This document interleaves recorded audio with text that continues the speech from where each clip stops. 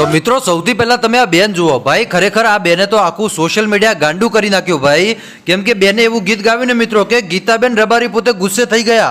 હા મારા ભાઈઓ, તમે સોશિયલ મીડિયાની અંદર ઘણા બધા કલાકારો જોયા હશે, પણ ભાઈ આ બેને તો 2 દિવસથી આખું સોશિયલ મીડિયાને એટલું બધું ઉપાડે લીધું ભાઈ કે તમે વાત જ ન પૂછો.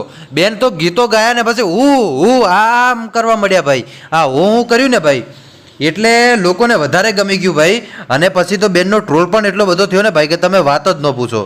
કેમ કે લાખો લોકો બેનને જોઈ રહ્યા હતા ને બેને પાછું એમાંય હર કર્યું એટલે તો ભાઈ પતી ગયું. પછી તો મોટા મોટા કલાકારો ગુસ્સે થઈ ગયા ભાઈ. હા આગળ તમને આખું ગીત સંભળાવું, તમે વિડીયો અંત સુધી જોતા રહેજો ભાઈ. વિડીયોની શરૂઆત કરીએ એની પહેલાં એક લાઇક કરી નાખજો. ચેનલ ઉપર પહેલી વાર જ આવતા હોય તો હજુ પણ કહું છું કે ચેનલને સબસ્ક્રાઇબ કરજો, જેથી કરીને આવનારા સમયની અંદર હું કોઈ પણ નવા વિડીયો નાખું તો સૌથી પહેલાં તમને મળતા રહેશે. હવે ચાલો આજના વિડીયોની આપણે શરૂઆત કરી નાખીએ.